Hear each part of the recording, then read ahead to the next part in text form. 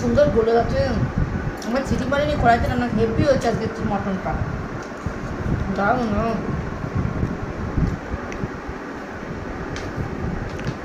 সেই স্বাদ, সেই স্বাদ হয়েছে, দারুণ দারুণ। তো চিটি দিইনি তাই কামড় দিচ্ছি, গলে যাচ্ছে এত, দেখো ঝরে ঝরে পড়ছে মশলাটা, হেভি হয়েছে, দারুণ দারুণ স্বাদটা। দেখছো বন্ধুরা, আমার শরীরটা খুব খারাপ হচ্ছে। এই জামাটা আমার দুদিন আগে ঢুকছিল না, দুদিন না 15-20 দিন আগে, এতটা এটা আজকে ঠিক হয়েছে। আমার শরীরটা ভালো না আর কষ্ট হয়ে যাচ্ছে কথা বলতে। এই পরে ফেলেছিলাম, এখন পরে ফেলবো, বুঝেছো? তার জন্য আজকে বেরো করলাম, দেখি হয় নাকি, চেষ্টা করলাম, দেখি না, আর ঢিলা হয়ে যাচ্ছে, ঠিক হচ্ছে। খেয়েছি, আমার খুব শরীর খারাপ লাগছে, কী বলবো তোমাদের। খেয়ে উঠেছি, সব কাজ তো আজকে জানোই পড়ে আছে। সকালে ঘর মোছা টোছা কিছুখানি খাওয়া দাওয়াটা কমপ্লিট করলাম, দুপুরে খাওয়াটা খেতে 2টো বেজে গেছে। এখন আমি খাওয়া দাওয়ার পরে সব পরিষ্কার করে ঘরটা মুছবো। মেশিনে দাওয়াতাম দিয়েছি, মাথা ঘুরোচ্ছে, 2 দিন বিপির ওষুধ খাচ্ছি না, থাইরয়েড ওষুধ খেতে আমার শরীরটা। তারপরে খেয়েছি মটন, আমার ভালো লাগছে না সত্যি বন্ধুরা, তোমাদের কী বলবো, এত শরীর খারাপ করছে, প্রচণ্ড শরীর খারাপ করছে, ভেঙে যাচ্ছে, কেমন যেন পড়ে যাবো লাগছে। একটু করতে হবে, চোখ মুখ দেখেও বুঝতে পারছো আমার শরীরটা খারাপ করতে। চলো, শরীর যাতে আমার তো কেউ না করতে, পরিষ্কার করি।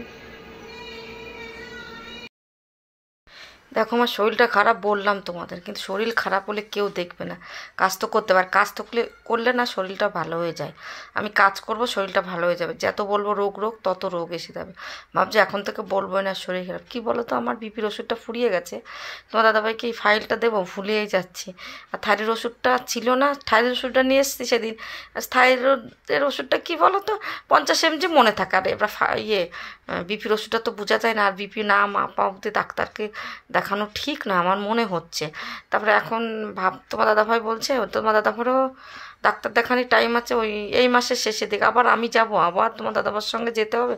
তাই ভাবছি তুমি আমার আগের ওষুধটা 1 পাতা এনে দাও, খেতে লাগে, তারপরে ডাক্তার দেখিয়ে দেবো। আর বিপি কী বলো তো, আমার আপ ডাউন করে, আমার 170 ছিল, তখন আমার ওষুধই খেতে হতো না।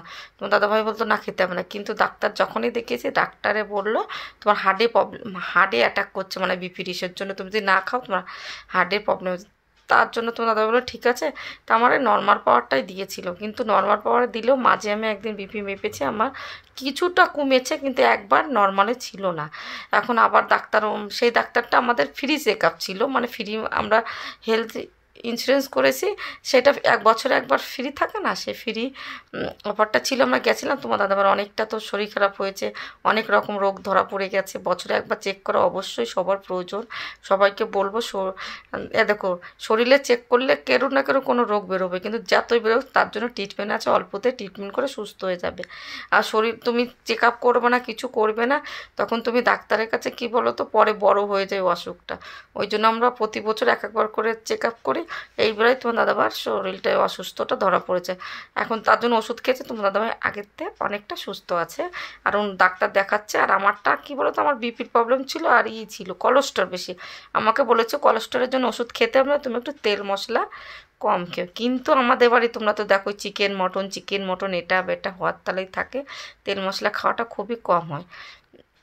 কী করবো বলো, তাও চেষ্টা করছি তেল মশলা অল্প খেয়ে সুস্থ থাকার জন্য। আর হাঁটতে হবে, ডাক্তার বলেছে এক্সারসাইজ করো, তাহলে সব কিছু ঠিক হয়ে যাবে। কিন্তু আমি এতটা আলসে, তোমরা তো জানোই, সংসারে পুরো কাজ তুমি করতে বলবে, যেখানে কাজ করতে বলবে আমি করে দেবো, কিন্তু নিজের শরীরের জন্য আমি 1 মিনিটও করি না। কিন্তু এইটা দোষ আমার ছেলে, তোমাদের দাদাভাই দুজনই আমাকে খুব বকে, নিজে সুস্থ থাকো, তুমি নিজের জন্য তো কিছুটা শরীরের জন্য করো, যত্ন নাও। আমি একদম বসে থাকবো, শুয়ে থাকবো, কিন্তু নিজের শরীরের জন্য একদম যত্ন নিই না। এইটা আমার দুর্বলতা, জায়গা আমার ভাল লাগে না। কি মুখে কি একটু সাজুগুজু করা বা কিছু করা, কিছু আমার ভালো লাগে না। তাই যদি আমি এক্সারসাইজ করতাম না, আমি সুস্থ হয়ে যেতাম। প্রতিদিন ভাবি আজকে ভাবতে ভাবতে আজকে আর মনে হয় হলো না কোনো দিন, আর হবে কি না সেটাও আমার কাছে সন্দেহ। যেদিন ব্যথা বেশি হয় সেদিন আমি একটু এক্সারসাইজ করি, এছাড়া না। আমি কিন্তু প্রচণ্ড হারে মোটা হয়ে গেছি। আমি যখন 8 বছর ডাক্তার দেখাতে গেছিলাম, আমার জ্বর হয়ে মুখ দিয়ে ঘা হয়ে গেছিলো, অসুস্থ হয়ে গেছিলাম, অনেক উঠতে পারতাম না, পায়ে ব্যথা। তখন আমি একটা ডাক্তার দেখিয়েছিলাম, খুব ভালো ডাক্তার। তার কাছে ওষুধ খেয়ে খেয়ে আমি এত মোটা হয়েছি। আমার তখন ধরা পড়লো, সব কিছু রিপোর্ট করার পর কলেস্ট্রল তো ধরা পড়েছে। তারপরে পড়েছিল, বলেছিল রক্ত নাই, ভিটামিন ক্যালসিয়ামের অভাব, মানে সব রকম অভাবটা আমার আছে। থাইরয়েড ছিল, কিন্তু বিপির প্রবলেমটা তারা ধরতে পারেনি। কিন্তু তখন থেকে আমার বিপি হালকা আপ ডাউন করতো। এবার তো বিপির প্রবলেমটা এই ডাক্তার ধরেই ফেলেছে। আমার বিপি হলে আমি বুঝতে পারি, কি বলতো, মাথার মধ্যে মনে হয় কিছু পোকার মতো ঘুরে বেড়াচ্ছে, মাথার মধ্যে ঘুরে। আমি তখনই তোমাদের দাদাভাইরে বলি, তুমি একটু বিপিটা মেপে দাও না, আমার শরীরটা ভালো লাগছে না। বলে কি আসো, তখনই দেখা বিপি বেশি। আমি বুঝতেই পারি বিপি বেশি, টলকায়, মাথা টলকায়। আমার কি বলতো, এইটা আমার বাবারও এই বিপির প্রবলেম আছে, আমার দিদিদেরও সবার আছে। আর থাইরয়েডটা আমাদের মনে হয় বংশগত রোগ, এই দুটো কি না জানি না। আমার দিদি সবারই বেশিরভাগই থাইরয়েড আছে, আমার আছে, আমার বড়দির আছে, এরকম করে রোগ আছে। আমাদের 5টা বোন, আমরা তোমাদের বলে দিলাম, 5টা বোনের সবার শরীর খারাপ, একজনও সুস্থ বলতে পারবে না। আর বয়সটা তো আমাদের হয়ে গেছে, শরীর খারাপের বয়স। আমার বয়সটা যাও, আমার দিদিদের বয়স তো ভালো, আমার বড়দির অনেকটাই বয়স, 55 প্রায় হয়ে গেছে। তা প্রায় না হলেও প্রায় কাছাই, 55 হয়নি এখনও, 50 তো হয়ে গেছে। হ্যাঁ, 50 প্রায় হয়ে গেছে আমার দিদির বয়স। কিন্তু এরকম রোগের বয়সটা তো এখনই, কিন্তু তার আগেই আমরা অসুস্থ হয়ে যাচ্ছি। আর আমার দিদির মেয়েরা এত বলে, বলে কি তোদের গোষ্ঠীটাই হলো অসুস্থ, কি করো বলো অসুস্থ হয়ে গেলে। কিন্তু আমরা 5টা বোনই খুব কাজ করতে পারি, খুব কাজ করেছি। পাড়ার প্রত্যেককে বলবে আমরা খুব কাজ করেছি, আমাদের স্বামীরাও বলবে, আমার শ্বশুরবাড়ির লোকও বলবে। বলবে না এই মেয়েটা কুড়ে, অমুকের মেয়ে কুড়ে, আমার বাবার নাম ধরে কেউ বলবে না। আর অপরিষ্কার আমাদের কেউ বলবে না, আমরা সবসময় পরিষ্কার থাকার চেষ্টা করি। এই দেখো, তোমাদের সঙ্গে কথা বলছি, তার মধ্যে দেখতে পাচ্ছ কতটা কাজ হয়ে গেল। ক্লিপগুলো লাগিয়ে দিই নাই, কিন্তু এত হাওয়া হচ্ছে, দেখতে পাচ্ছ, গামছা প্রচণ্ড হারে জামা প্যান্ট হয় আমাদের, 2বার করে 3বার করে স্নান করা হচ্ছে, আর জামা প্যান্ট হচ্ছে। আর কি বলতো, মেঘলা মেঘলা করে আবার রোদ্দুর দেয়। এই যে বাইরে গেছে 6টা বাজে, এখন বিছানা গুছিয়ে নিই। বাবা অনেক কাজ করার পর, জামা কাপড় রোদ্দুরি এটা ওটা করার পর, বিছানা ওইটা করে ঘরটা ঝাড়তে হয়ে যাবে। রাতে কি বাবু কি খাবে রাতে? কি খাবে রাতে? তুমি বলো, তোমার ইচ্ছে বাবু। তন্দুর রুটি তো যদি বৃষ্টি হয় বাবা আনবে না। কপালে নাই কি, ঠক টাকাই হবে কি। আমার ছেলে খেতে চেয়েছিল তন্দুরি রুটি, কিন্তু আমি তন্দুরি রুটি বলেছি বৃষ্টি না হলে এনে দেবো। এমন ভগবানের নাম করে বৃষ্টি আসলো যে তন্দুরি রুটি তো থাক, তোমার দাদাভাই যেতেই পারেনি।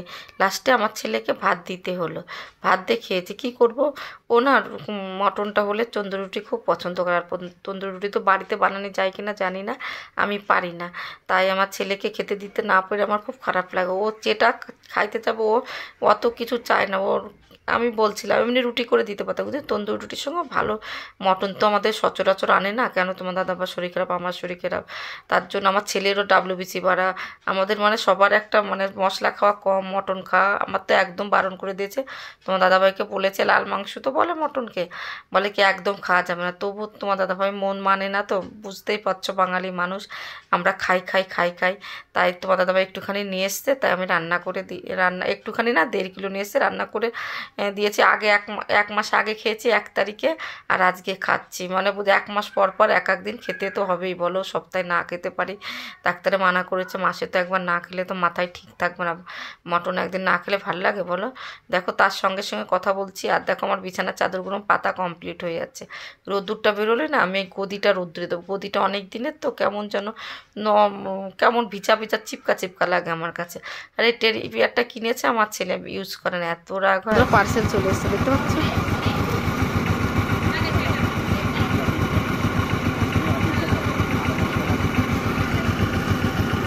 দেখো বন্ধুরা, আজকে তোমাদের 3টে পার্সেল আমি দেখাবো।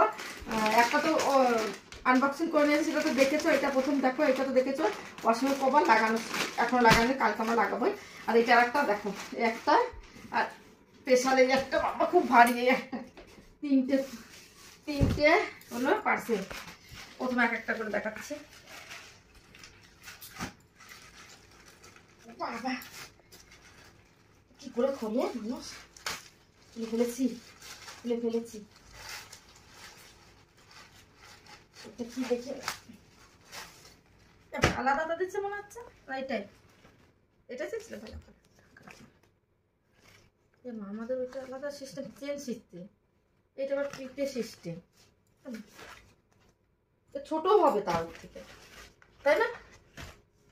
সিস্টেম বদল করলে পয়সা দেবে, পয়সা নেবো, এটা নেবো না। সে চেন সিস্টেম আমাকে তো এটা দেখো একটা, এটা আমি করতে বদল করতে হবে। এটা চেন সিস্টেম না দিয়ে পিঠে সিস্টেম দিয়েছে, আমার চেন সিস্টেম আমার একটা। আর কবার দাদারা কিনে তো চেন সিস্টেম মানুষ একটা চাইলে দেখাচ্ছে চেন সিস্টেম দিচ্ছে, পিঠে সিস্টেম। অনলাইনের জিনিসই অনলাইনের জিনিসই ফালতু, আজকে বলে দিলাম না। এইরকম একটা এটা আমি ই করবো। আর এই একটা দেখিনি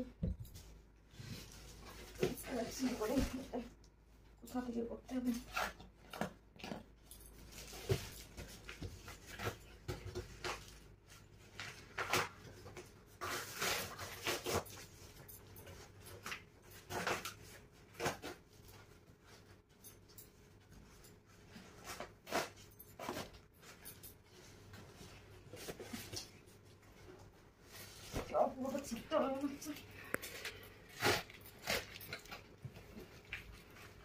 প্রচুর বড় এটা, বন্ধুরা বেরোচ্ছে না,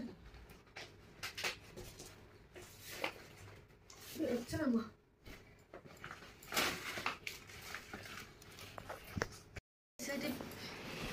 বেঁধে আছে মনে হচ্ছে, জানো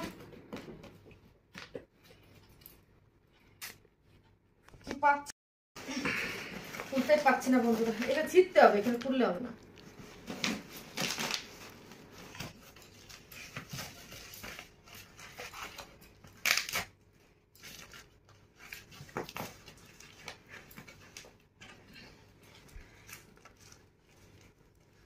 এইটা কি লাগিয়ে দিছে, এটাই আবার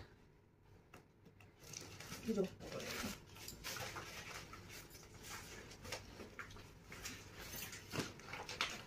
এইখানে হচ্ছে মনে হচ্ছে ওইখানে কিছু বেঁধে গেছে।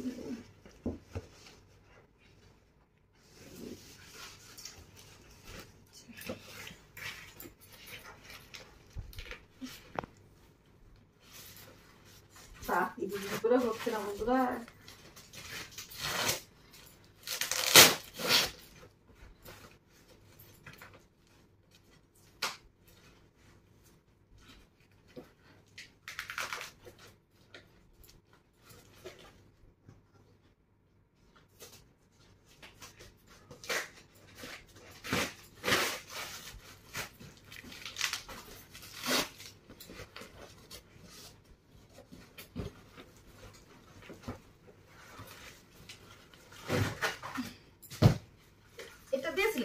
ছোট তো মনে হচ্ছে, ছোট না? বললে তো না ছোট।